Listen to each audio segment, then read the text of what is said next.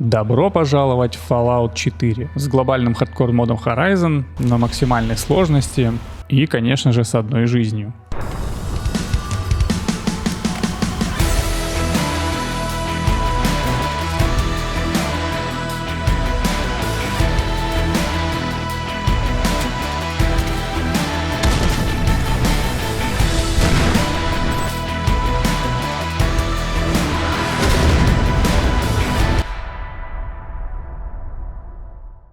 Думаю, всем известны проблемы оригинальной Fallout 4, но мод Horizon чинит, наверное, большую часть из них. При этом он нацелен именно на режим выживания, делая его не только интересным, но и, что немаловажно, по-настоящему хардкорным. Чтобы разобраться в нем прям вот с первого раза, нужно иметь, наверное, всевышнее образование. Но зато, когда начинаешь все понимать, то просто залипаешь на сотню часов и охреневаешь, насколько тут все продумано. Здесь всегда нужно думать наперед и грамотно не только управлять ресурсами, но и прокачивать персонажа. Иначе ты весь такой вот убер-стрелок, но у тебя внезапно закончились патроны или медикаменты, и ты просто не можешь вылечить здоровье, там, радиацию или какую-нибудь очередную инфекцию. Как я уже упомянул, я буду играть на высоких настройках сложности, то есть будет максимальный коэффициент урона у противников и режим опустошения, который дарит незабываемое ощущение постоянного дефицита ресурсов. В дополнение к этому я прикрутил мод на искусственный интеллект, благодаря которому враги стали не просто болванчиками, а реально дотошными и слаженными отрядами. В общем, вся сборка содержит около 100 модификаций, даже что-то самому пришлось создавать. Так что весь список, как обычно, вы найдете в моем телеграм-канале, ссылку на который вы найдете в закрепе и описании. До Великой войны нам пророчили, что ядерный апокалипсис переживут лишь тараканы. Как же они ошибались. Человечество оказалось куда живучее. Кому-то повезло больше, они отсиделись в бункерах и дали начало новым поколениям. Но мне повезло меньше всех. Я не жив и не мертв. Я застрял посередине, превратившись в уродливое создание, обреченное вести борьбу за собственный рассудок. А проиграть значит стать вечным узником в собственной гниющей оболочке. Теперь мой мир — это хаос и пепел. Я научился здесь выживать, не доверять, убивать не моргнув глазом. Это несложно, когда ты уже и сам наполовину мертв. Но оказалось, что одиночество — это яд для таких, как я. Оно медленно сводит с ума. И в этом заключается главный парадокс моего существования. Чтобы остаться человеком внутри, мне придется снова научиться им быть снаружи.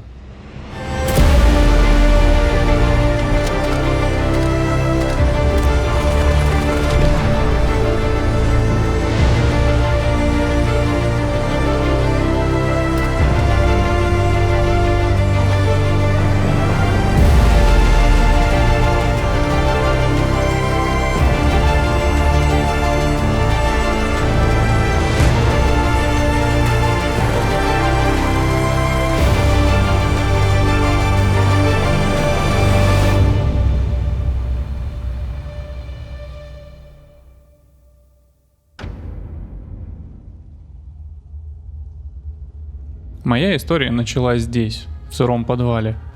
Кожа была как будто облезшей после ожога, а потом присохшей. Но никакой боли я не чувствовал. Я много часов сидел, по крупицам собирая воспоминания. Мы участвовали в эвакуации гражданских. Отчетливо запомнилось, как я указывал им куда-то путь. При мне был только жетон. Так я и узнал свое имя — Итан. Остальные ответы мне предстояло узнать на поверхности. Мир снаружи оказался под стать моей роже. И уже в этот момент я стал подозревать, что же все-таки случилось. Найдя то место, я вспомнил. Мы сопровождали гражданских в сторону бункера.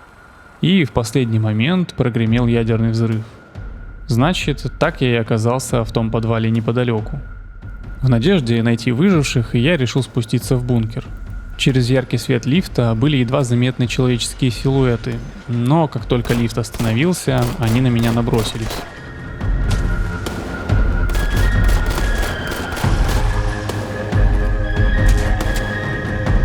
В бункере больше не было ни души. Я нашел какое-то устройство, именуемое Пип-Бой. В него был встроен искусственный интеллект с голосовым помощником, представившимся как Макс. Приветствую. Я экспериментальная разработка компании Рокко. Вы можете называть меня коротко Макс. Я создана быть полноценным ассистентом для военных и гражданских. Интересно, что даже здесь, в бункере, она ловит радиосигналы и все это время собирала информацию о мире.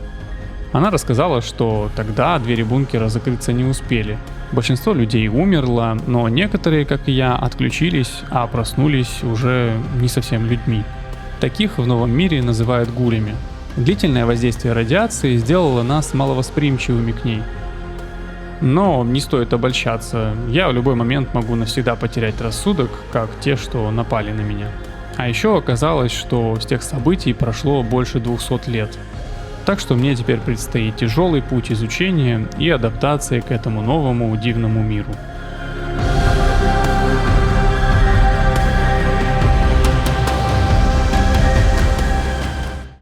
Итак, для начала я определился с вектором своего развития. Одиночка, взломщик, кладоискатель и сталкер. Набор, который должен мне помочь на начальных этапах. Далее необходимо было собрать как можно больше различных предметов из домов Sanctuary Hills. Разрушенные дома заняли мутировавшие от радиации насекомые, дутни и рад-тараканы. Страшные, правда, они были только на первый взгляд. Так что я с ними легко расправился. Собирал я все, что только не прикручено. Правда, на Глок по итогу набралось всего лишь 56 патронов.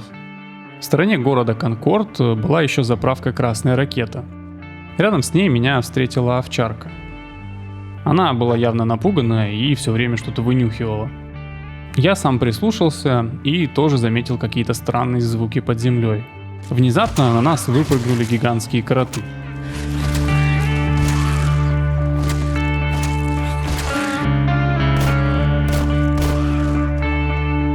Пристрелив последнего, я решил обустроить себе временное пристанище, где можно будет отдохнуть и скинуть ненужное. Несмотря на 200 лет сна, я чувствовал, что усталость все же мне свойственна. Тогда я подшил форму, прочистил оружие, перенес кровать и будку побезопаснее, и мы отправились спать. Проснулся я от очередной скулёжки псины. Но под землей действительно снова был шум. Я направился искать источник и наткнулся на пещеру, кишащую кротокрысами.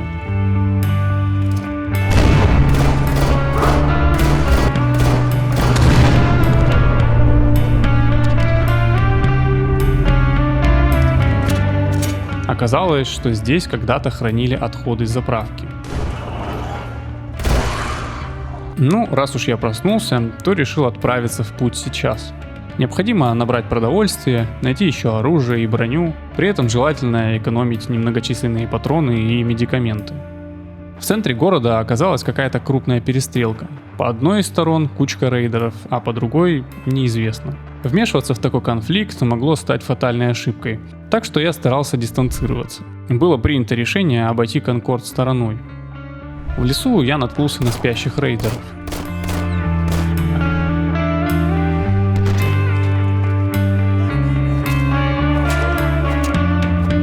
И мне повезло. Первое же столкновение с рейдерами принесло мне Ли Энфилд, винтовку с оптическим прицелом. Жаль только, что патроны калибра 5.56, похоже, будет найти крайне сложно. Но именно в этот момент меня начала привлекать концепция «один выстрел, один труп», что станет вектором моего развития в дальнейшем. На свалке мы встретили мусорщика, который отчаянно пытался отбиться от кротокрыс. Дела его были явно плохи, а я выждал момент, когда он назовет свою цену за спасение. Удивительно, но в благодарность мусорщик также предложил разбирать и сортировать весь принесенный мной хлам на базе. Я, конечно, ему не доверял, но с другой стороны, красть-то у меня особо нечего.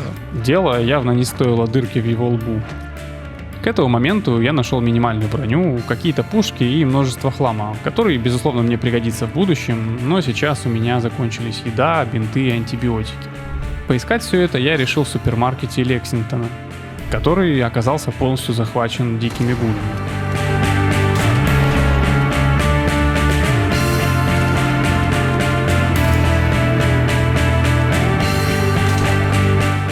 Обладая минимальными навыками взлома, я активировал протектрона, который уберег меня от лишней потери здоровья и патронов.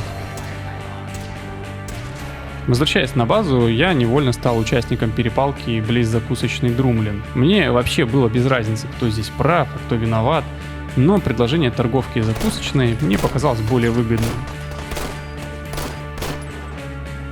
Так что помимо крышек я получил постоянную скидку на покупку еды в этом заведении, чем сразу же и воспользовался.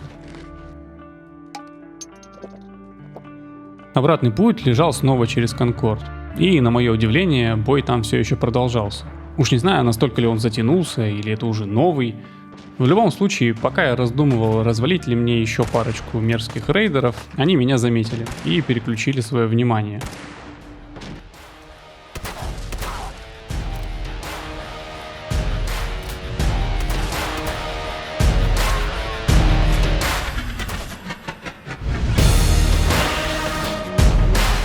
Покончив с этими, человек, отстреливающийся с балкона, сказал, что внутрь успели пробраться еще рейдеры, и что им нужна помощь. Ну вообще, учитывая, что рейдеры будут отвлечены, это потенциально хороший источник, ну как минимум патронов.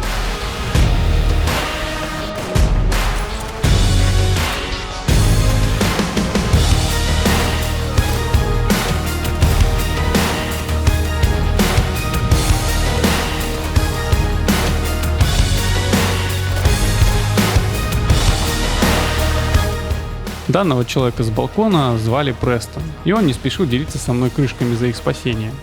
Оказывается, это еще не все, и на улице должна подойти новая волна рейдеров, гораздо более крупная и с боссом во главе. Похоже, деваться мне некуда, я тут застрял вместе с ними.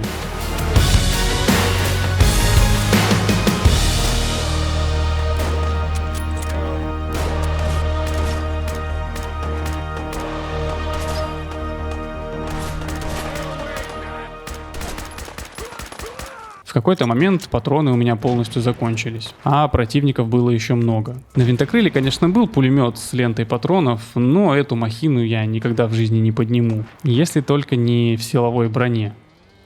В итоге я долго стоял возле силовой брони и никак не мог себя заставить в нее залезть. Зафиксирован аномальный всплеск гормонов. Итан, все указывает на то, что у тебя клитрофобия. Рекомендую принять ментаты и успокоен. Я сделал все так, как сказала Макс, и вроде как все же смог себя пересилить.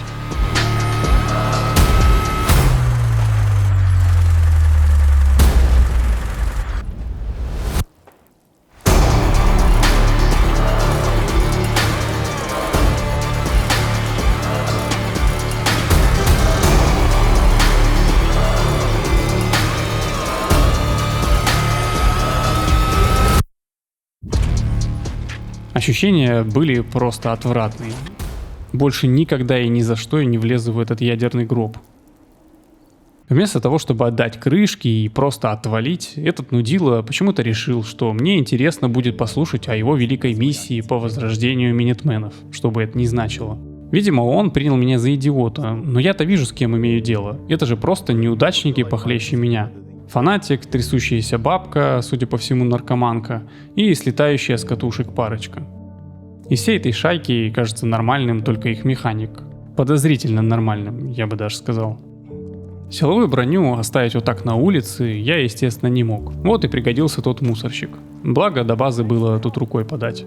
Хорошенько отоспавшись, я решил хоть немного привести в порядок оружие. Упор, как и раньше, я делал на свой глок. Но по причине огромного разброса калибра у найденных патронов, мне приходилось таскать с собой целый арсенал. Вот он, слева направо. Обрезанная двухстволка, Ли Энфилд под калибр 5.56, еще одна болтовка под менее мощный, но зато более распространенный патрон 357 Magnum, и даже арбалет и пистолет-пулемет Томпсона. Запаса еды не было совсем, однако голодным я пока что не был. Вода тоже была в дефиците, но тут спасало пиво. Ничего крепче, к сожалению, я выпить не мог, иначе Макс запускала зудящий протокол. А вот с медикаментами была беда, особенно волновало отсутствие антиродина и антибиотиков. Вообще, вопреки распространенному мнению, результат глюлификации может проявляться очень по-разному. Кто-то может в обнимку спать с радиоактивными отходами, кого-то вообще тянет ими питаться. В моем же случае, несмотря на меньшую восприимчивость по сравнению с людьми, накопительный эффект радиации приводит к ухудшению когнитивных навыков, а это прямой путь к одичанию. Макс постоянно мне напоминала, что лучший способ профилактики — это социализация и постоянное общение. Ну а меня ее праведная болтовня просто раздражает. Итак, вариантов, где взять медикаментов, было два. Согласиться взять анонимный контракт на зачистку сборочного цеха Корвега, получить за это крышки и на них уже купить то, что нужно. Или же пойти к Медфордской больнице и налутать все самому. Естественно, я выбрал второй вариант. Прибыл на место и понял, что ее охраняют огромные и абсолютно наглухо отбитые создания, именуемые супермутантами. Первая встреча с ними мне абсолютно не понравилась. Один был камикадзе с мини-ядерной миной в руках. Во второго же пришлось садить просто кучу патронов, чтобы усмирить.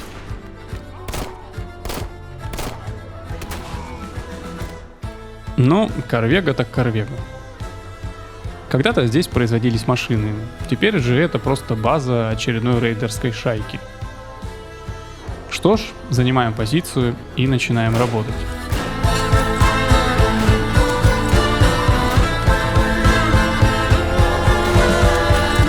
В этом деле главное не сидеть на месте и после выстрела сразу же перемещаться на другую позицию.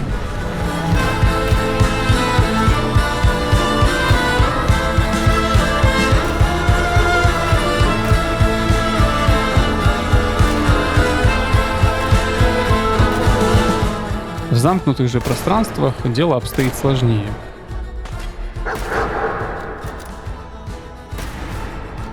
Так что нужно держать ухо востро, тщательно выбирать позицию,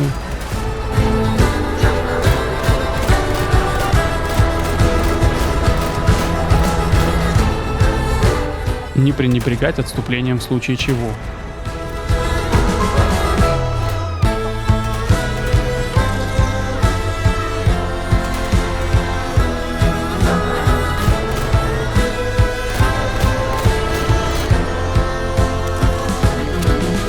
И по максимуму использовать окружение.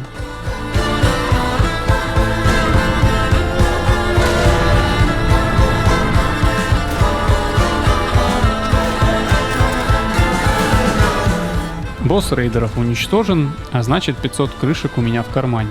Контракты эти находила Макс через сеть. И учитывая, что заказчик хотел остаться анонимом, а еще был готов аж на предоплату, то пить дать, что это просто конкурирующий клан рейдеров, который после моей зачистки займет это место. Я вовсе не моралист, просто мне не нравится, когда меня используют. Само понятие наемник звучит как-то унизительно. Но, как говорится, крышки не пахнут. И я отправился к закусочной, дабы накупить еще еды и медикаментов и воспользоваться услугами робота-медика. К этому моменту я уже неплохо разбирался в конструкции оружия, умел эффективно скрываться и мог взломать любые замки. В компьютере у главаря рейдеров в Корвеге была занимательная переписка с другой группировкой. Если мои домыслы верны, то на федеральном производственном складе находится нечто вроде общака. Но и защищено это место соответствующе. Нужна хорошая снайперская позиция. Рядом проходящая эстакада — лучший кандидат, но как раз на этом участке базируются стрелки. Так что цепочка сдвигается еще дальше, в бывшую коммуну под названием Солнечные приливы, где на текущий момент обитают лишь дикие гули.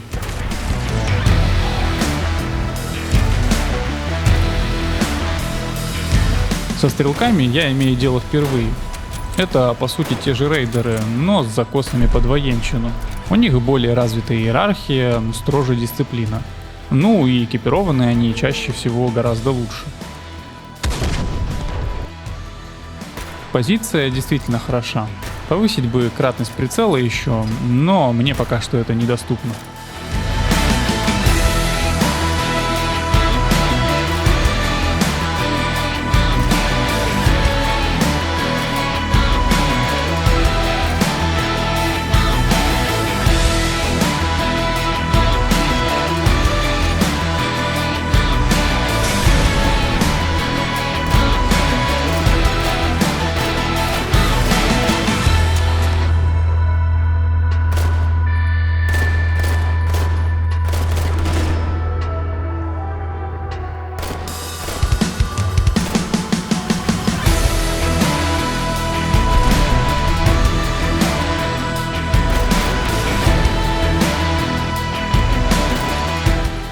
Схрон я все-таки нашел, но вот проблема. Он был надежно закрыт, а открыть дверь можно было только имея выдающиеся хакерские навыки. Такая замороченная операция и провал на самом последнем этапе. Но не успел я толком расстроиться, как в соседней комнате у одного рейдера оказалась записка с нужным паролем.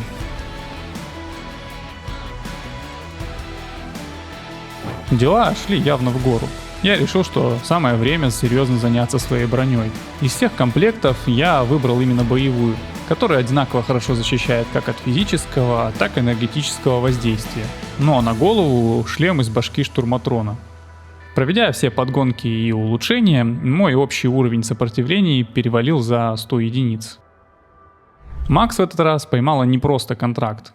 Это больше походило на сигнал бедствия.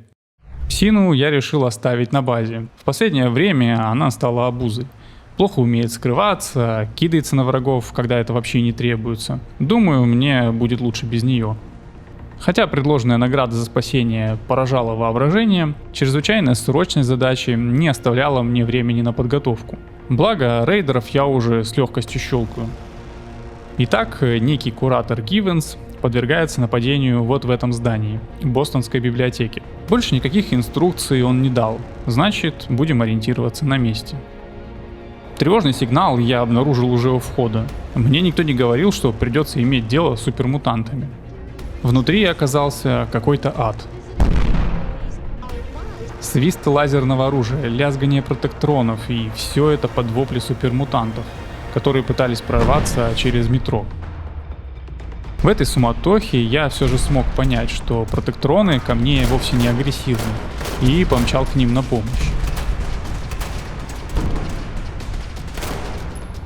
Пока велось сражение у входа в метро, по громкоговорителю объявили о нападении из того входа, через который заходил я.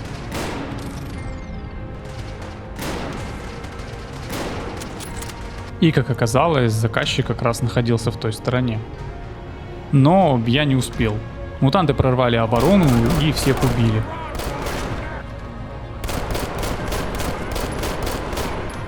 Из записи я узнал, что это была некая экспедиция с целью сохранить оставшиеся крупицы знаний. Что ж, цель достойная, но они все сдохли, и крышек за заказ мне теперь не видать.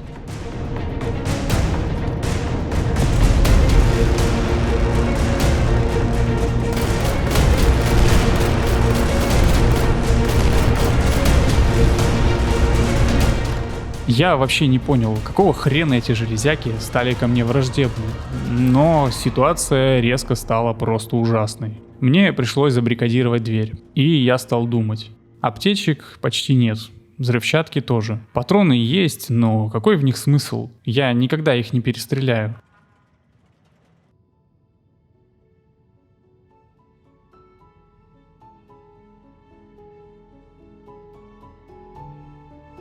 Просидел я так уже несколько дней. Поначалу на мою психику давила только клейтрофобия. Затем начало сказываться длительное отсутствие хоть какого-то общения. Псины нет, и даже Макс по какой-то неясной причине замолкла.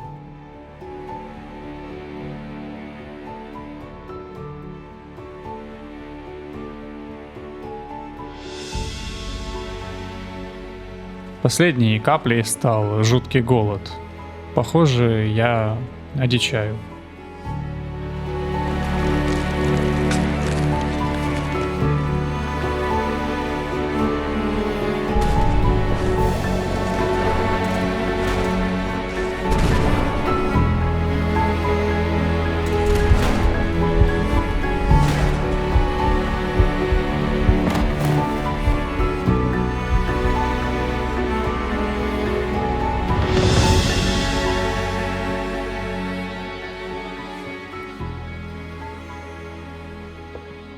Ethan, are you there? Get him to Sanctuary, quick as you can.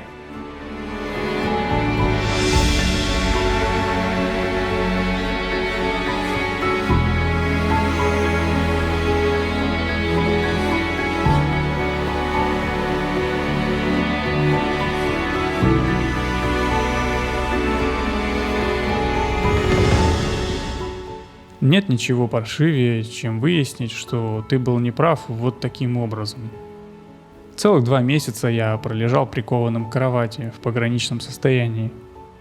В такие моменты начинаешь по-настоящему ценить жизнь, то небольшое, что у тебя все еще есть.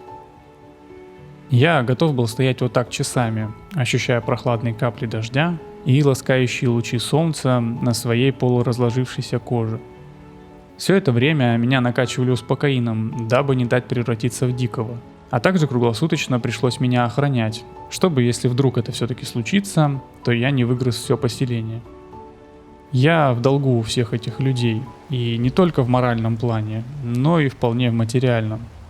Престон сказал, что они влезли в огромные долги, и если я уже чувствую себя нормально, то пора браться за работу. Просто выполнять сторонние заказы было уже недостаточно. Идея Престона состояла в следующем. В Содружестве есть много земель, освоение которых принесет определенные ресурсы. Некоторые пригодны для выращивания урожая, на других можно было добывать воду. Третьи же таят в своих недрах полезные ископаемые. Ну и, конечно, есть места, удобно лежащие на торговых маршрутах. Так вот, сеть таких поселений должна обеспечить себя всем необходимым, а излишки можно пустить на продажу, в том числе в крупные города. Но пока это все фантазии. В нашем распоряжении было всего 6 поселений, 3 из которых просто пустовали. Их предстояло освоить и привлечь туда новых людей. Ну а мое дело было привычным. Нужно показать, что мы способны обеспечивать безопасность. Макс, кстати, снова заговорила. Оказывается, тогда она скачивала обновления. Вовремя, блять. Текущая задача. Помощь жителям станции Оберленд. Загружаю координаты. Задание для меня было разогревочное. Зачистить пивоварню Бинтаун от укрепившихся там рейдеров, которые обирали до нитки местных жителей. Но прежде необходимо было перебрать свой инвентарь. В этот раз я решил отказаться от своего верного Глока в пользу новенького СВД под калибр 5.56, который я нашел еще в Корвеге. Но на тот момент я еще не умел самостоятельно собирать патроны данного калибра. Жители станции рассказали, что пивоварню эти ублюдки используют по назначению. Так что стреляться они со мной будут в усмерть убуханные.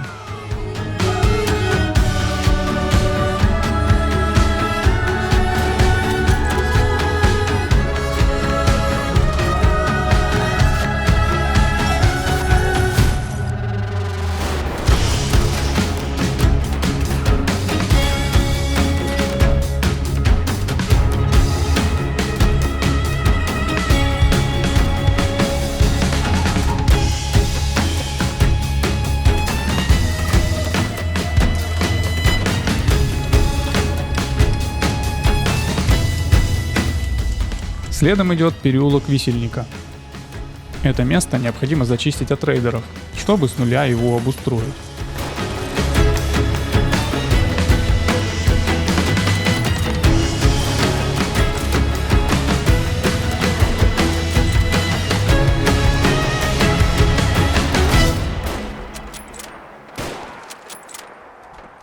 Оказалось, что это была только часть шайки. Босс же находится в Backstreet Apparel. Так что необходимо было вежливо попросить его в переулок больше не возвращаться.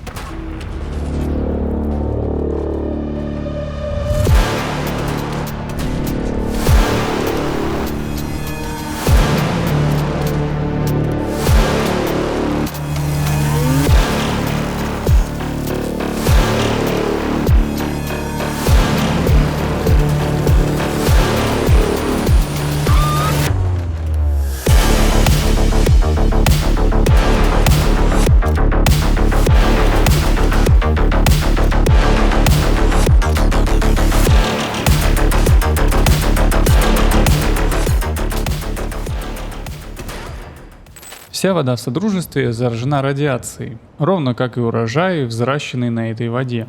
Обычные фильтры и химия очищали воду только от грязи и бактерий. Специальные фильтры, очищающие от радиации, были на вес золота.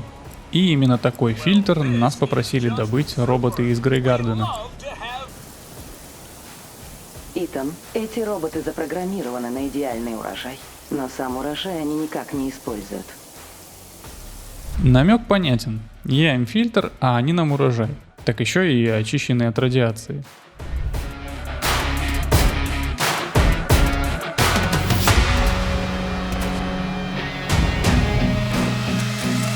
Внутри водоочистной станции Уэстон оказалась лишь продвинутая система защиты, состоящая из множества турелей, которую я с легкостью отключил. Но станция была полностью затоплена, а сменный очистной модуль мог оказаться где угодно. Включив один насос и понизив уровень воды, я понял, что нахожусь здесь не один.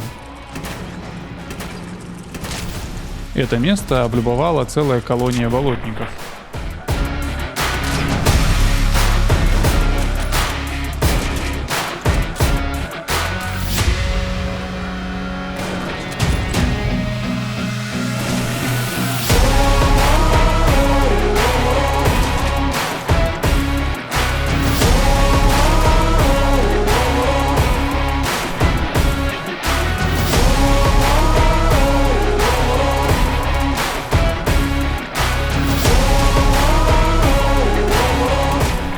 С этими тварями, конечно, сражаться проще, чем с супермутантами, но и взять с их трупов совершенно нечего.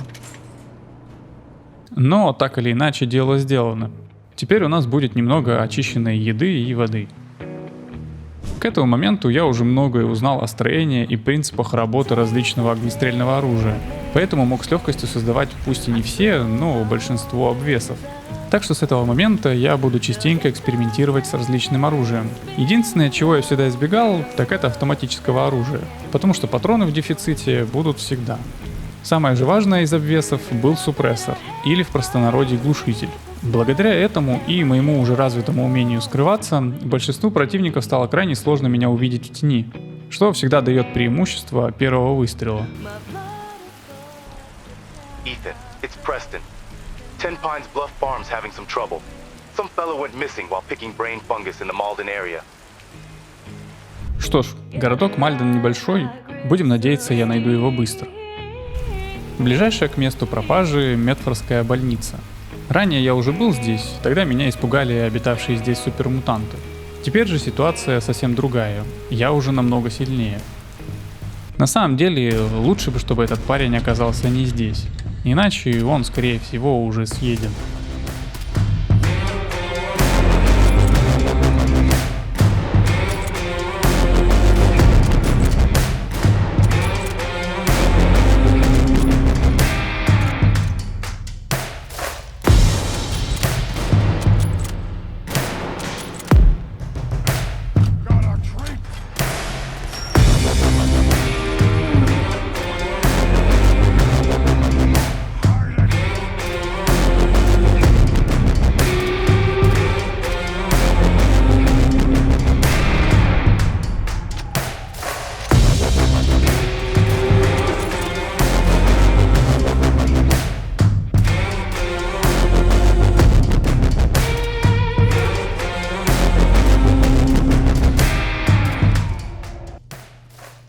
Вот черт.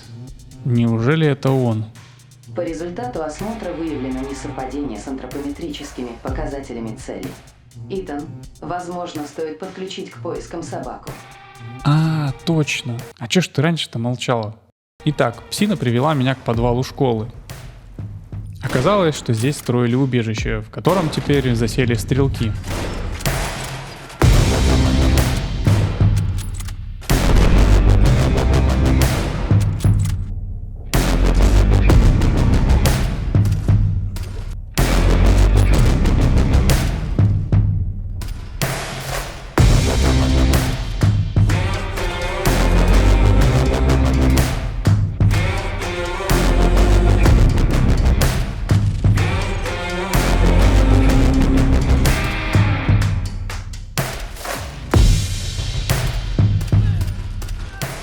Я обыскал каждый уголок, но никого так и не нашел.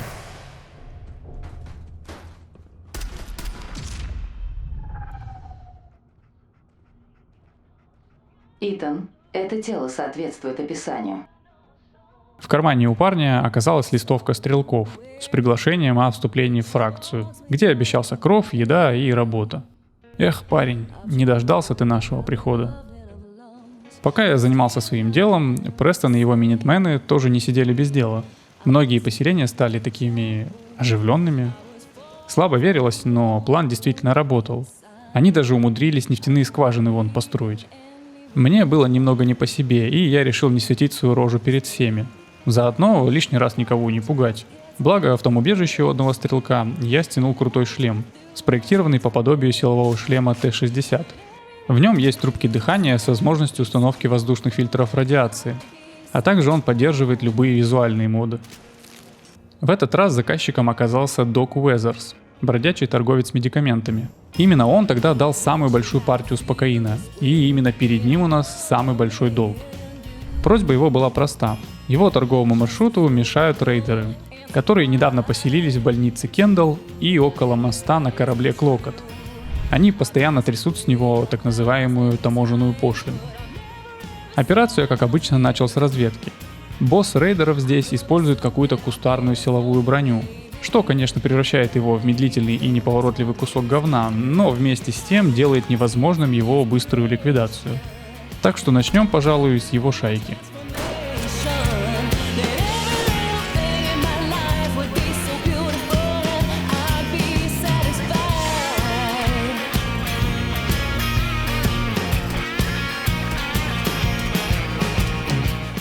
Локация зачищена, а значит теперь через мост можно спокойно проходить. А вот больница Кендалл оказалась не так проста. Воссоздать в голове картину произошедшего здесь мне было не под силу.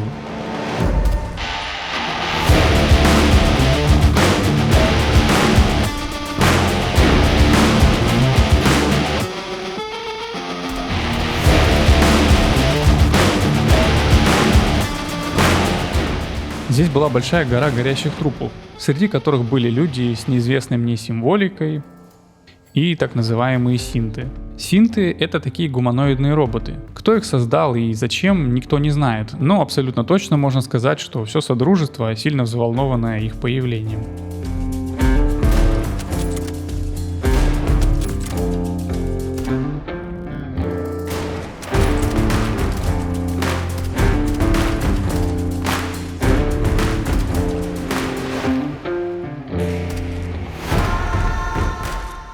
На нижнем этаже оказалась ловушка, в которую я запрыгнул без задней мысли.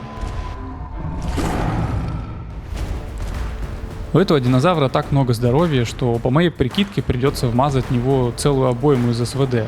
Чего он мне сделать, конечно же, не даст и просто вынесет меня с одного удара. Благо, у меня осталась крышка мины. Главное теперь грамотно его приманить.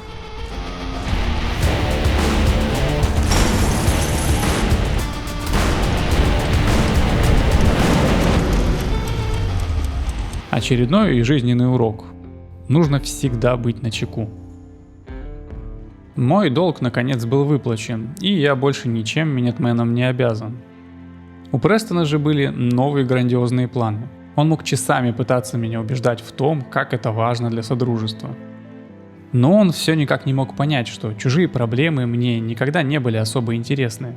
И вообще я уже хотел поскорее отдохнуть от всей этой суеты. Разошлись мы на мирной ноте. Псина увязалась за мной, так что я набрал провизии впрок, и мы ушли на восток. На восточном побережье я наткнулся на особняк семьи Крупов.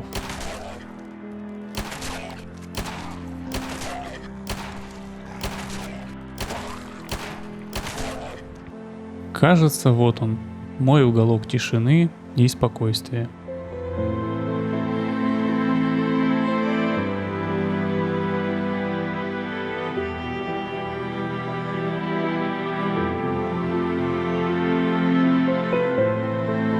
Прожили мы здесь месяца, может быть, 3. Не знаю, не считал особо дни. Я занимался рыбалкой, охотой, любовался природой. Да и просто был погружен в быт.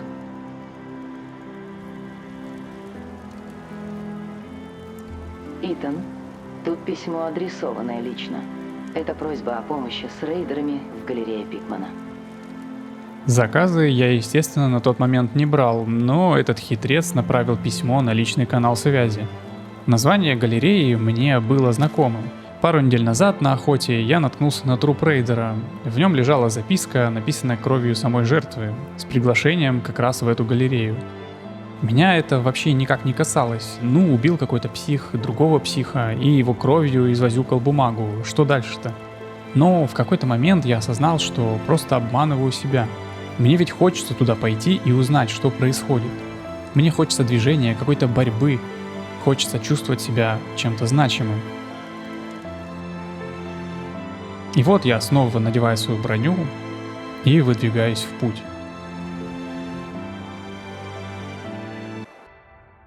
За свою жизнь я много успел повидать, но то, что было в галерее, шокировало даже меня. Некто использовал жертв в качестве материала для своих художеств. Это не только картины, расписанные различными человеческими жидкостями, но и целые скульптуры, собранные из тел. Сложно передать словами. Все это сопровождалось стойким смрадом из гниющего мяса, фекальных испражнений и металлического запаха окислившейся крови. Кто прислал мне сообщение о помощи, я понятия не имел, но к моменту моего прибытия здание кишило рейдерами, которые явно кого-то пытались найти.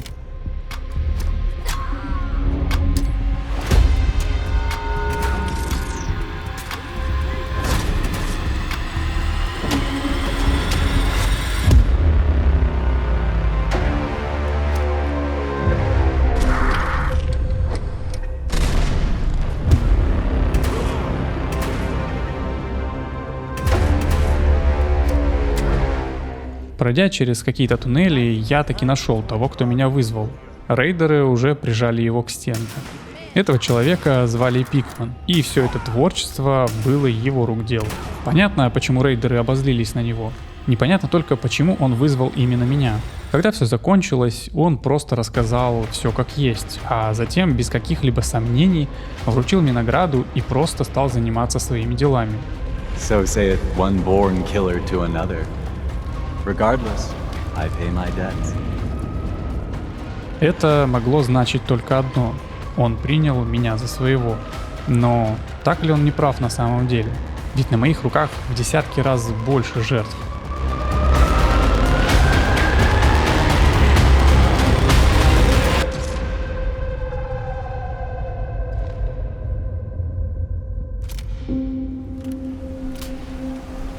События последней ночи никак не уходили из моей головы. В чем же принципиальная разница между нами? И кто мне дал право выбирать, кто должен жить, а кто умереть? Я ведь далеко не моральный камертон, но я не задумываясь прервал его жизнь, считая опасным для общества. Общество. Так ли мне оно безразлично в таком случае? То, чем я занимался на протяжении года, называется монополизация насилия. К такой монополии стремится любая власть, вопрос лишь в масштабах. Но одновременно с этим я тут же отбрасывал эту власть, боясь излишней ответственности. Оглядываясь назад, я понимаю, что просто пытался сохранить моральный облик человека, а привычный мне уже образ действия, скорее всего, просто нуждался в новой мотивации и высокой цели. И этой целью стало возрождение Минитменов, вознесение его в разряд главной силы во всем Содружестве. Безусловно, жужжание Престона тоже сыграло здесь большую роль, и в нужное время оно просто вклинилось в мою голову.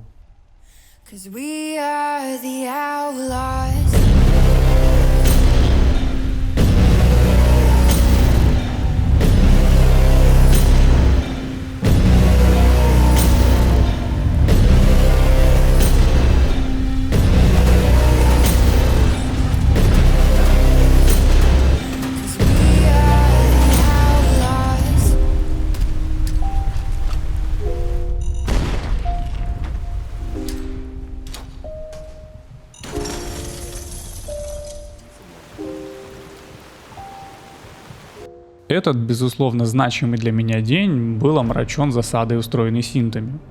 По словам самого Престона, за прошедшее время синты стали серьезной угрозой. Точечные покушения на влиятельных фигур Содружества стали обыденностью. Выследить же их не представлялось возможным.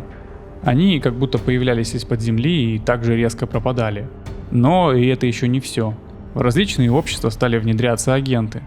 Какие-то суперпродвинутые синты, которые на вид полностью копируют конкретную личность. И все же поведение их было не идеальным. Поэтому некоторые люди, которые хорошо знали человека, замечали подмену. Оттого Содружество охватило паранойя. Это проблема, которую нам еще предстоит решить. Но я, как вы уже знаете, очень посредственный сыщик. Так что пока никаких зацепок нет, и я попросил дать мне привычную работу. Первое задание для жителей фермы Финча. Семейство Финчи, проживающее на этой территории, просит вернуть семейную реликвию, которую умыкнул их сын, дабы его приняли в ряды рейдеров. Продовольствия у нас было в достатке. Интересовала эта территория своими залежами кварцита, из которого извлекается кремний, который является базой для электронной составляющей ядерных батарей, основного боеприпаса мушкетов минитменов. Шайку этот пацан выбрал недалеко от своего дома, очень умно, видимо, чтобы потом участвовать в набегах на ферму своих родителей. Так что отправляемся зачищать сталелитейный завод Sagas Iron Works.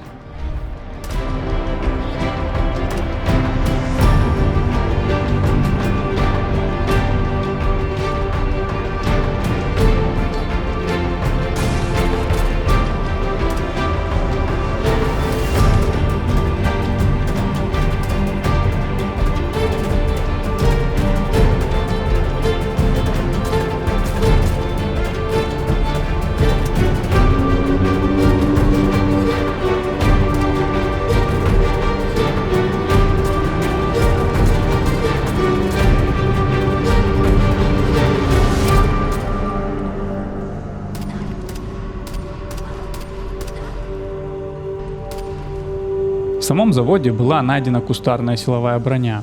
Можно снять с нее редкие компоненты, но при должной обработке можно и целого бойца в броне получить. Так что я решил отметить это место для снабженцев. Главарь рейдеров находился в Домне. Он оказался болтлив и стал глумиться над сыном Финча, принуждая его к убийству какого-то пленника. Я даже не помню, о чем конкретно они говорили, а начал судорожно оглядывать помещение. Оно тесное, укрытий нет, несколько тяжело вооруженных противников. Нужно брать инициативу, но оставаться здесь будет точно нельзя.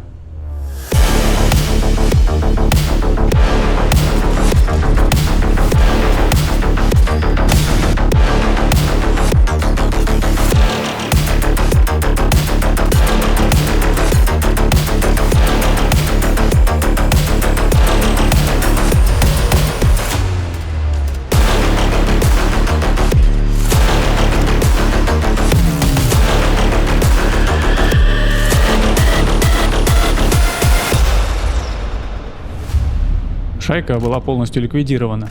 Когда уровень адреналина упал, я вспомнил, что пристрелил сына Финча. Вернулся на место, но, к сожалению, даже трупа не осталось. Похоже, выстрелом его отбросило в чан с расплавленным металлом. Я понимал, что для семейства это была трагедия, но я уже видел так много, что стало сложно выражать сочувствие. За ошибки порой приходится платить. Ethan, that power armor idea is solid. We'll find a blacksmith and some trainers, and make sure to mark any more frames you come across. Итан, я уже просканировала ближайшую местность. В небольшом радиусе на юге есть 4 похожие сигнатуры. Первый каркас я нашел почти сразу, в одном из грузовиков военной колонны.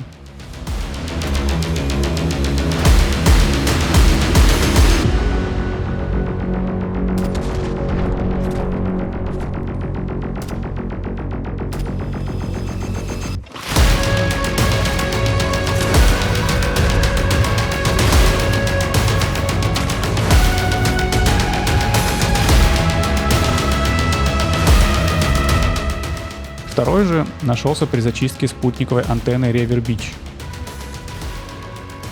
Остальные два на территории тренировочной площадки Национальной гвардии.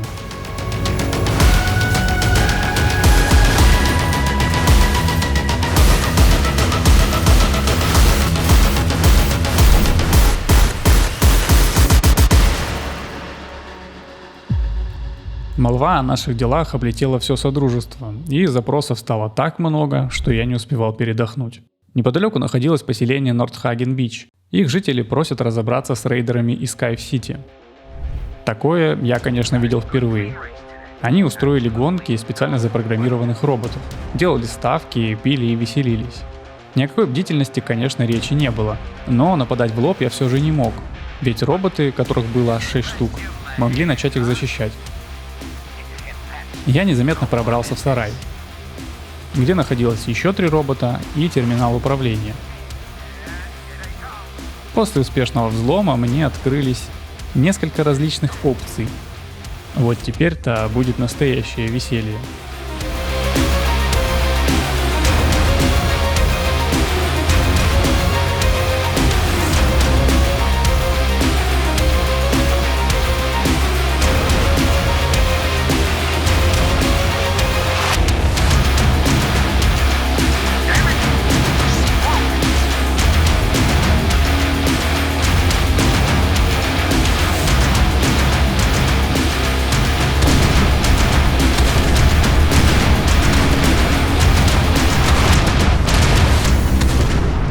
Что может быть лучше решения проблем за один выстрел? Решение нескольких вообще без единого выстрела.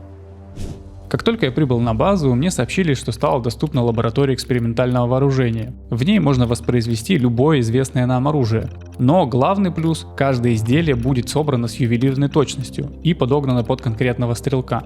Однако такое производство крайне дорогостоящее, так что мне пока что позволили выбрать лишь одно оружие. Я, естественно, выбрал снайперскую винтовку, а из прототипов СВД. Думаю, не нужно уточнять, что к тому моменту я уже был чрезвычайно опытным стрелком на дальней дистанции. Все это было очень кстати, ведь мы готовились выйти на новый уровень, занять целый замок, расположенный на востоке Южного Бостона. Престон говорил, что когда-то он был штаб-квартирой Минитменов, но потом какие-то катаклизмы спровоцировали матку болотников подняться со дна океана, и, выйдя на берег, она столкнулась с замком. Штурм требовал тщательной подготовки, и, учитывая специфику противника, я взял побольше взрывчатки и коктейлей Молотова.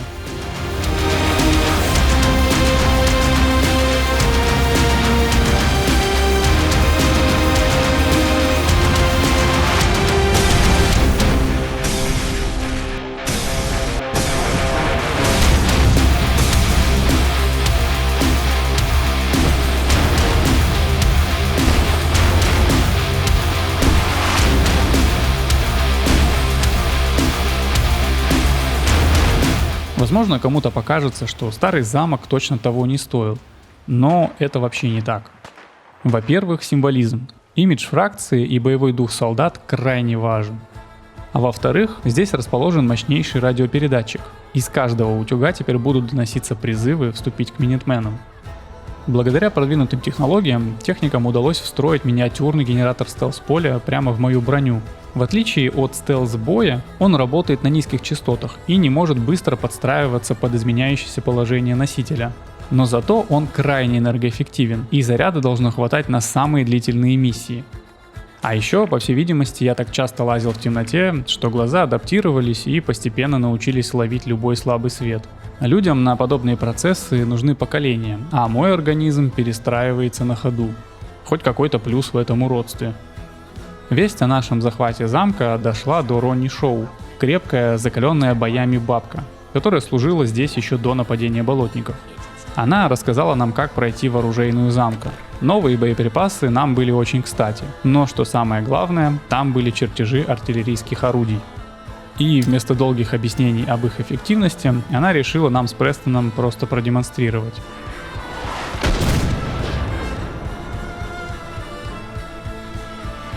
Впечатленные увиденным, мы принялись раздавать указания об установке орудий по всему Содружеству, чтобы покрыть артиллерией как можно большую территорию.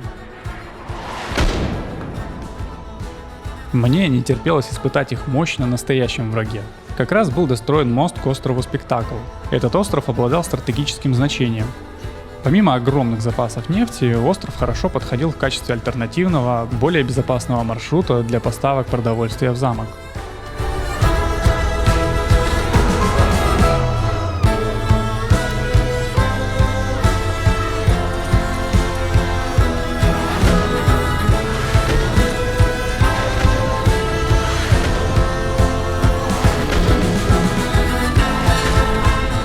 Эти пушки – настоящее открытие, разделившее военные возможности Минитменов на до и после. Раньше люди обходили стороной места, где селились огромные твари, но теперь все изменилось. Мы, Минитмены, стали способны решать даже такие проблемы.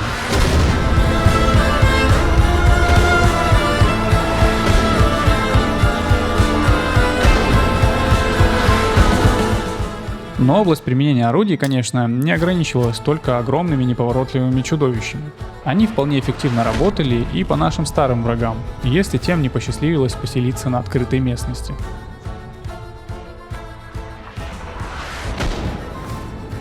И даже какой-то секте досталось.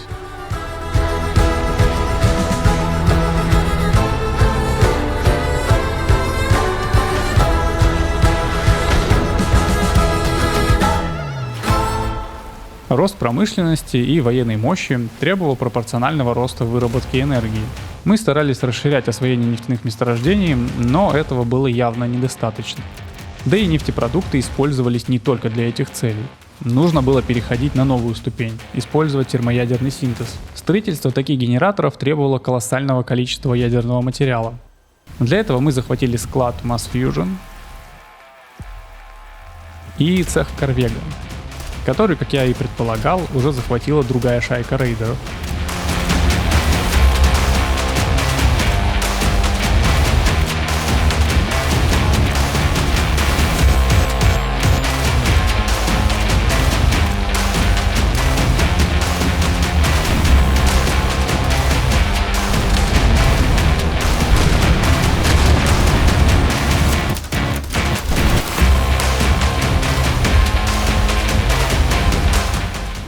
Но этого нам хватит только на первое время, поэтому наш взор пал на убежище 88, в котором были найдены залежи урана еще до Великой войны. Само убежище было законсервировано Волтеком с работниками внутри, их участь была незавидной. Однако оказалось, что один человек все-таки выжил. Это была смотритель Валерий Барстроу. И да, она так же, как и я, стала гулем. К сожалению, в отличие от меня, она вышла из анабиоза здесь и долгое время пыталась выбраться. О том, что ее состояние куда хуже моего, говорил уже тот факт, что ее не трогали дикие гули. Поначалу она даже казалась мне адекватной. Она спокойно и ровно разговаривала, объяснила, что же с ней произошло. Но потом она начала предлагать продолжить эксперименты, которые планировали Волтек, когда строили это убежище. Я ей вежливо отказал, но это ей не понравилось.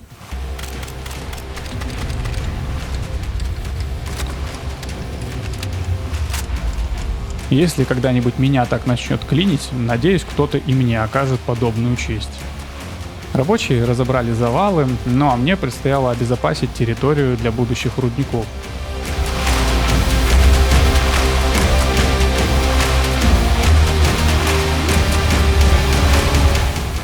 В туннелях, помимо всего прочего, оказались и огромные твари. Пробить обычным оружием шансов никаких не было, а артиллерия здесь, к сожалению, недоступна. Придется пускать в ход 40-мм мини-ядерные гранаты, количество которых ограничено и слабо восполнимо.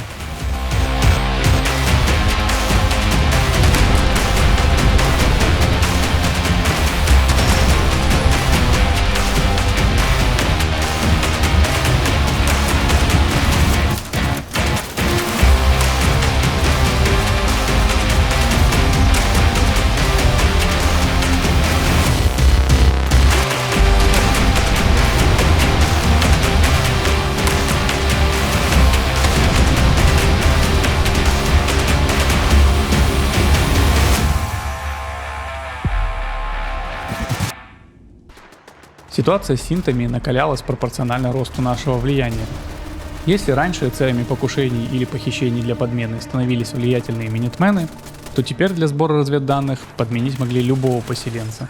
Создание такого синта, скорее всего, дорогостоящий процесс, а значит, на борьбу с нами брошены немалые ресурсы. Организация, которая нам противостояла, называлась Институт. Что это за организация и где она находится, не знал никто. Информация доставалась с огромным трудом. Не были ясны ни мотивы, ни реальная мощь. Такой уровень технологий внушал страх. Всем приходилось бороться с собственной паранойей, ведь агентом мог стать кто угодно. Приходилось выкручивать внимательность и интуицию на максимум. Но и это не самое противное. При обысках таких синтов не было ни инструкций, ни отдельных передатчиков. Судя по всему, они действительно считали себя той личностью, которую в них загрузили, а все разведданные передавались без их сознательного участия. Обстановка была накалена, нельзя было допустить, чтобы борьба с агентами переросла в террор собственного населения. Именно поэтому рассекречивание этой организации стало нашей приоритетной задачей. Первым делом мы решили завербовать одного старого синта. По оперативным данным он был утилизирован институтом, но каким-то образом выжил. Теперь он работает частным детективом в Даймонд-Сити. На подходе в город меня встретила Пайпер, местный журналист. Надоедливая и склочная натура, которая, впрочем, очень остроумная и хитра. Институт и его синты были главной темой ее журналистских расследований, а газеты, которые она выпускает, пестрят пропагандой рассекречивания синтов. Пайпер знала, что минитмены всерьез взялись за проблему синтов и прицепилась ко мне как банный лист. Не могу ее осуждать, ведь наши интересы сейчас полностью совпадают. В послевоенном содружестве я нахожусь давно, но Даймонд-Сити изнутри вижу впервые. Это самый крупный и самый безопасный город содружества. Он полностью обеспечен всеми необходимыми ресурсами. Но и это не самое важное. Процветает это место за счет торговли, которая здесь развита как нигде-либо. Конечно, не все так гладко, и есть, например, проблема расслоившегося общества. Однако в наше время поддержка такого уровня цивилизованности, нужно сказать, многого стоит. И можно бесконечно критиковать привилегированную прослойку в жадности, высокомерии и эксплуатации, но именно благодаря умениям и труду этих людей город стал таким, какой он есть. В детективном бюро Валентайна оказалась только его помощница Элли. Она рассказала, что Ник пропал несколько дней назад, отправившись на поиски. Так что нам предстояло сыскать сыщика. Вот такой вот каламбур. Последние сообщения от него приходили из станции Парк-стрит, которая занята какими-то гангстерами.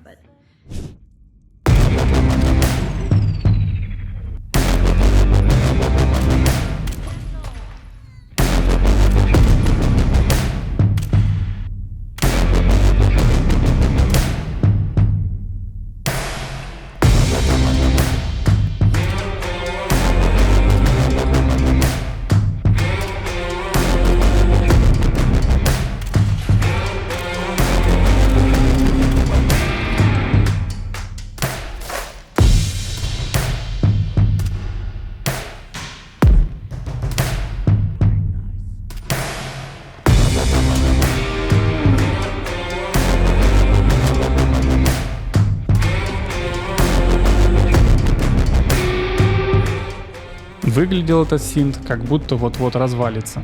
Может, ему такой же, как у меня, шлем подарить? Представившись, я сразу обозначил ему наши намерения. Взамен на полное материальное обеспечение, кров и безопасность, мы хотим, чтобы он нашел этот гребаный институт. Могли ли мы ему так доверять? Наверное, нет. Но время было не на нашей стороне, и мы приняли этот риск. Он дал предварительное согласие, так что осталось только вытащить его отсюда.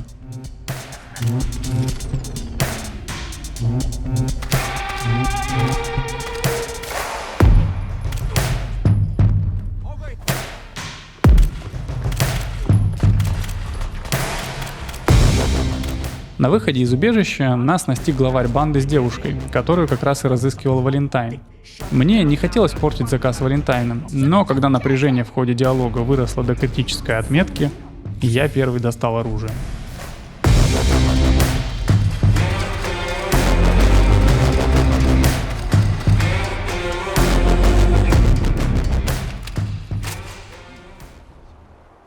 Пайпер и Валентайн поселились в нашем замке. Под охраной минитменов они, отбросив все свои прошлые дела, целый месяц упорно трудились. За это время я снова сменил свой арсенал. Я искал возможность снизить количество таскаемого на своем горбу оружия. Так вот, теперь в моих руках дробовик Сайга-12, который закрывает необходимость сразу в двух используемых ранее оружиях на ближней и средней дистанции. А на дальней и сверхдальней дистанции винтовка с продольно скользящим затвором Remington 700. Она уступает в скорострельности полюбившейся мне СВД, но зато обладает большей убойной силой, в том числе за счет использования 50-го калибра, что подходит лучше для моего стиля боя.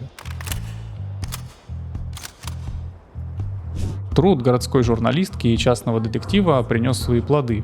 Одним зевакой был замечен супермутант, который как будто появился из ниоткуда. Он был странно одет и также странно себя вел. Вместо привычной для супермутантов агрессии, он просто целенаправленно куда-то бежал. Проведя 100 опросов, точно определить местоположение не удалось. След обрывается здесь. Это место — страшная рана на теле Содружества. Именно здесь упала та самая первая бомба в начале Великой войны. Зону вокруг кратера прозвали Светящимся морем. И это неспроста. Ведь в ней до сих пор зашкаливающий радиационный фон, постоянный туман и ядерные бури. Здесь нет места для жизни. Конечно, кроме мерзких мутировавших созданий, которые и заселили эту местность. И кому как не мне отправиться на поиски в такое место?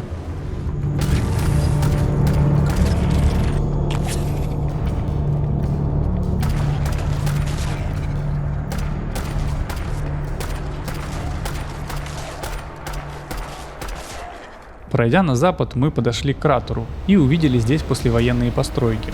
Валентайн предупредил меня, что стрелять по всем на упреждение в нашем случае ни в коем случае нельзя, ведь нам нужна информация. Обитавшие здесь люди оказались сектантами церкви Атома. Just don't let them know you're a ghoul. Some sects view ghouls as heretics. Нас встретила Изольда, лидер этой секты. На нашу удачу она видела бежавшего супермутанта и указала нам направление. Абсурднее подобной секты представить очень сложно. Многие жители Содружества борются за жизнь при любых обстоятельствах, цепляясь за нее. И я тоже яркий тому пример. Но эти же выбирают медленную и мучительную смерть. Конечно, их проповедники внушают всем, что вера делает их невосприимчивыми к радиации.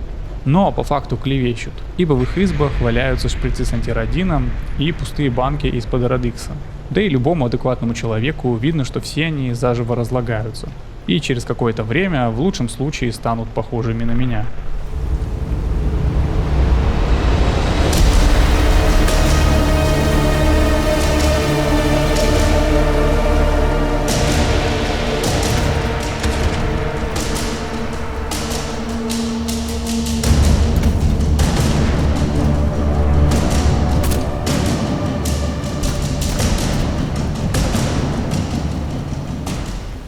Супермутант нас встретил враждебно, но, к счастью, до перестрелки не дошло.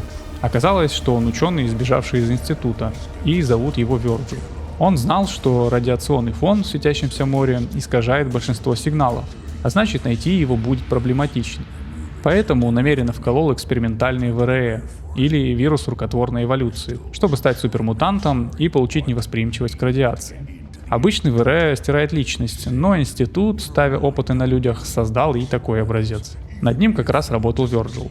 Но быть супермутантом ему не понравилось. И теперь единственная призрачная возможность достать специальную сыворотку, которая обращает эффект ВРЭ вспять, это рассказать нам, как попасть в институт. Под мое честное слово, он дал нам чертежи для строительства телепортера, для работы которого, впрочем, нужен еще специальный чип. Пока мы находились в Светящемся море и не имели связи с остальным миром, случилось крупное событие.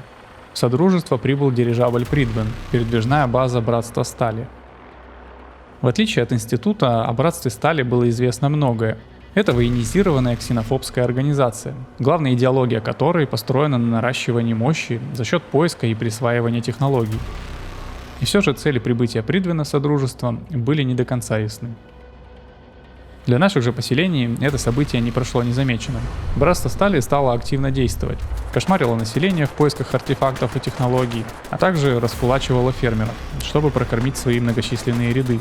И пока остальные занимаются строительством телепортера, а также выслеживанием охотника института, которым имплантируют тот самый специальный чип, я занялся обороной поселений от Братства Стали. Эти ребята были прямыми, прилетали на своих винтокрылах, брали что надо и улетали. Так что борьба с ними мне была более по душе, что ли.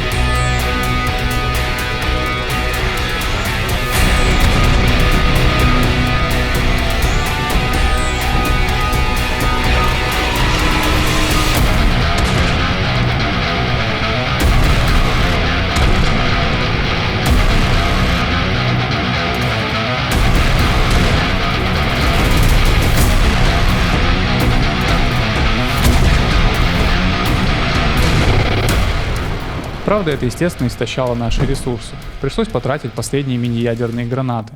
Спасало нас, наверное, то, что они не особо разобрались, с кем вообще имеют дело, и воспринимали нас скорее как огрызающееся ополчение, а также их враждебное отношение почти ко всему в Содружестве, от рейдеров до того же института.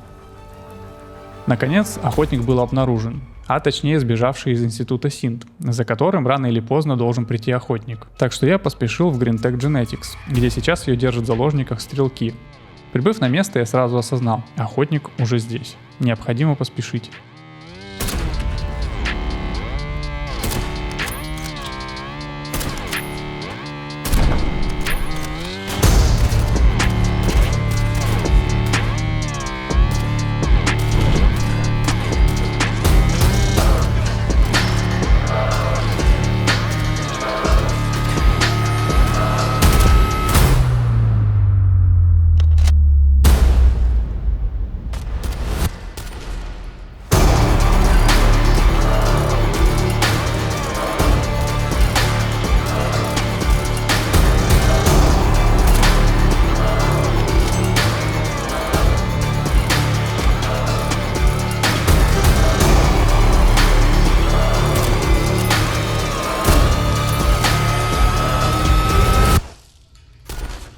Чип добыт, телепорт был уже построен Стурджесом.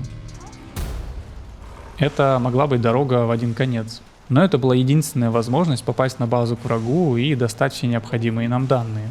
На меня навесили огромный сканер, подключив к Макс, и плазменную бомбу, которая, будем надеяться, отобьет у них желание сразу же в меня стрелять.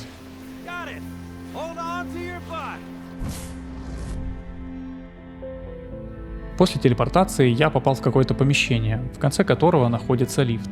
Меня поприветствовал голос из динамиков, выразив готовность к переговорам. При спуске на лифте мне открылся вид на весь подземный комплекс института. Такой чистоты, стерильности и технологичности я не видел никогда, даже до войны. Я не мог поверить своим глазам. Первые мысли были, что это все какие-то декорации к футуристическому фильму. Ко мне навстречу вышел глава института, которого зовут Шон. Он стал вкратце рассказывать, кто они и чем занимаются. Я ошибался насчет того, что институт стал воспринимать нас как угрозу. Мы вообще находимся на разных плоскостях. Мы для них подопытные и предметы для исследования. Но цель их в конечном итоге состояла в создании сверхчеловека Синта с их дальнейшим расселением. То есть в момент, когда им удастся добиться устойчивых результатов, под нож пойдут все нынешние несовершенные люди, не говоря уж о ком-то вроде меня. Мы для них станем мусором, загрязняющим планету. Но поделился этим откровением Шон не просто так. Они решили дать нам шанс, перевербовать, разрешить прожить жизнь мне и еще десятку выбранных мной соратников в стенах института. И времени на раздумье он мне не дал. За этим лоском, стерильностью и комфортом скрывается острое желание тотального контроля. Золотая клетка для тех, кто согласится продать свои принципы. У меня был лишь один вопрос. А кто будет управлять тогда таким обществом, если все будут идеальны? Утопичное стремление сделать из человека или человеческого общества совершенство всегда приводило к катастрофам. Именно несовершенство, неидеальность человеческого тела и разума позволяет быть ему адаптивным. Именно благодаря этому человечество всю свою историю переживало катастрофы, эпидемии и разрушительные войны. Именно благодаря этому жив и я.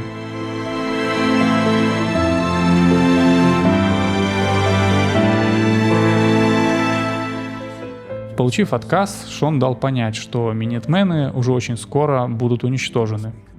С этой прекрасной новостью я вернулся в телепорт. Ethan, you're alive. I don't know what happened, but the Institute is now determined to destroy us. The enemy is at the gate, so take up arms.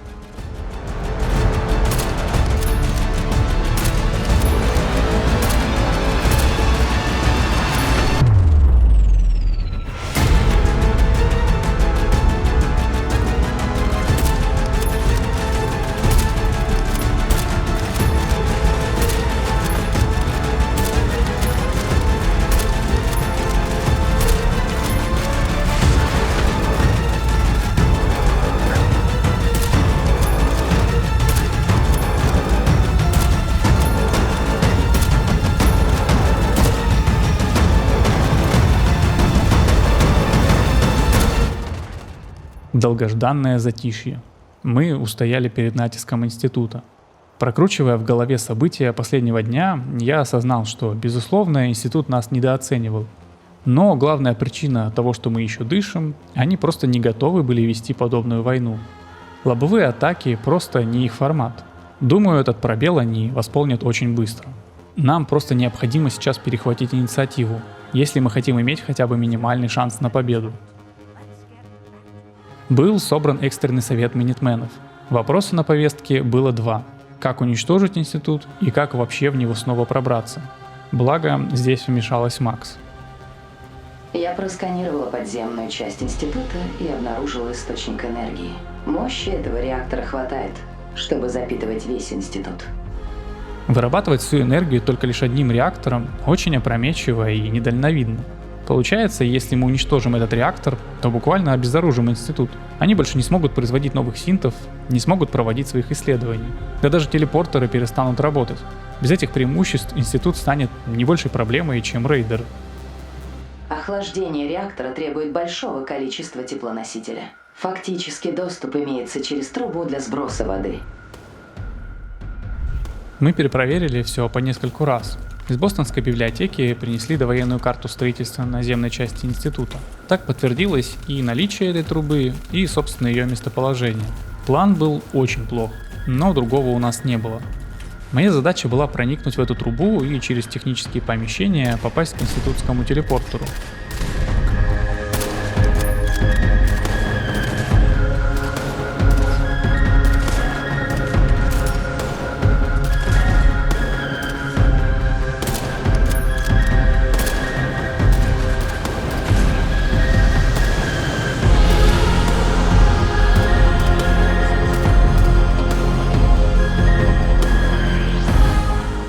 Я захватил телепортер, теперь в ранее недосягаемую подземную часть института стала проникать наша штурмовая группа. Теперь нам необходимо пробиться боем к помещению с реактором и заложить туда бомбу. Времени у нас немного, основные силы института разбросаны по всему Содружеству, и пока мы удерживаем телепортер, они просто не могут вернуться на защиту своей базы. Но будьте уверены, они уже приложили все усилия, чтобы найти способ.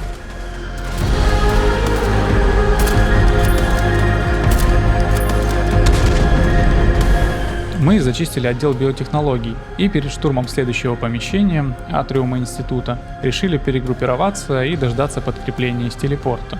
Я заметил лабораторию ВРЭ и тут же вспомнил про Вёрджила. Воспользовавшись передышкой, я заглянул туда за упомянутой им сывороткой. Вместе с ней лежала краткая инструкция. Написано, что ее принцип заключается в рекомбинации человеческих ДНК. Получается, теоретически она подходит для обращения вспять вообще любой мутации. Ethan, we're ready to storm the atrium.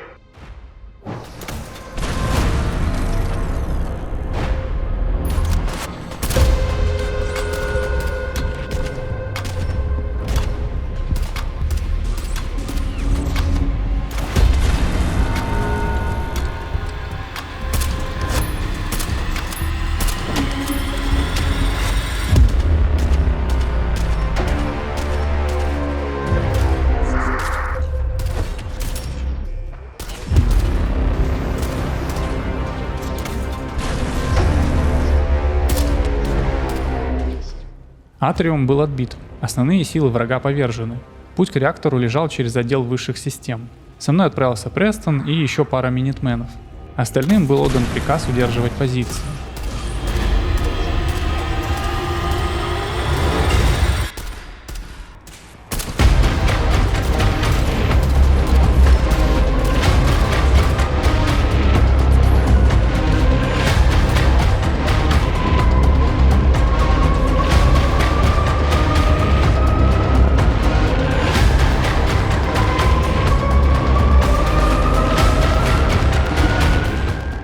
Операция завершена.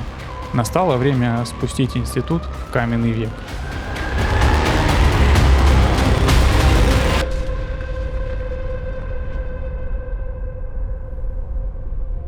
Знал ли кто-нибудь, что этот реактор взорвется вот таким образом? Да никто не знал. Мы впервые вообще видели такой источник энергии. В попытках принести мир в Содружество мы нанесли ему очередное увечье. еще одну огромную фонящую пропасть.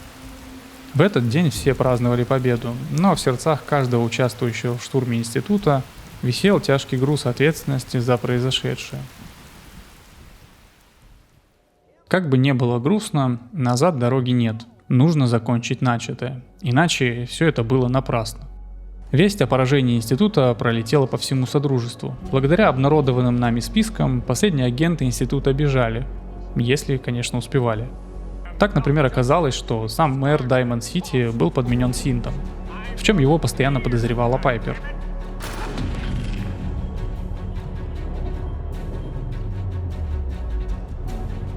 Напряжение в обществе стало потихоньку спадать, люди вздохнули с облегчением. Но весть эта дошла и до Братства Стали, и им это явно не понравилось. Теперь мы для них угроза номер один, что, конечно, я лично не отрицаю. По данным нашей разведки, Братство Стали собирает силы около своего дирижабля. Наш замок слишком близок к этому месту. Как только они инициируют штурм, через пару минут Придвен вместе со всем флотом уже будет у нас над головой. И в этом большая разница между ними и институтом. Они не скрываются, а штаб не находится в труднодоступном месте. Но зато в прямом бою они способны стереть нас в порошок. У нас есть бесспорное преимущество. Нас сейчас поддерживает все Содружество. К нашим стенам стягиваются добровольцы, а торговцы инвестируют в нас редкими материалами, вооружением и броней. Бой и так неизбежен, так что лучше мы начнем его на своих условиях. У нас есть мощная артиллерия, мы можем разнести их Придвена вдребезги, но только пока он неподвижен. И это главный аргумент в пользу того, что нам нужно атаковать первыми. Для борьбы с винтокрылами ранее я использовал 40-мм гранаты, но чтобы сбить один такой винтокрыл, требуется либо много обычных гранат, либо 2 мини-ядерные. Такого количества мини-ядерных нам просто не найти. Но я кое-что придумал – использовать гранаты с отравляющим газом. Зачем пытаться полностью уничтожить корпус винтокрыла, если можно просто отравить его пилота? В ограниченные сроки мы постарались максимально подготовиться к жестокому противостоянию. Времени больше нет. Последние винтокрылы уже проводят дозаправку.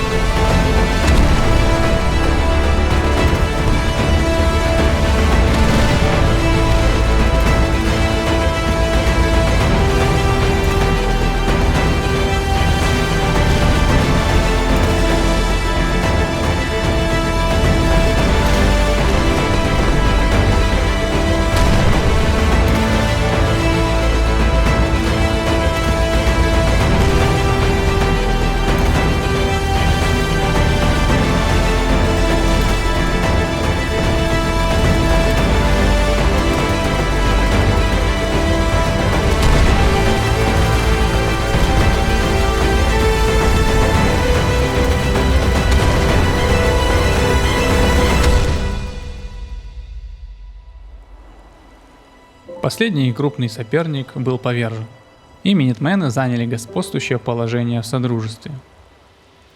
Как мы будем распоряжаться такой властью? Время покажет. Что же до меня, после небольшого отдыха мне нужно будет искать новую цель. Сидеть в штабе и тухнуть я точно не смогу. В конце концов, мир не ограничивается Содружеством, и мы, минитмены, можем начать распространять свое влияние и за его пределы. Ну а сейчас остался лишь один вопрос, который меня мучает.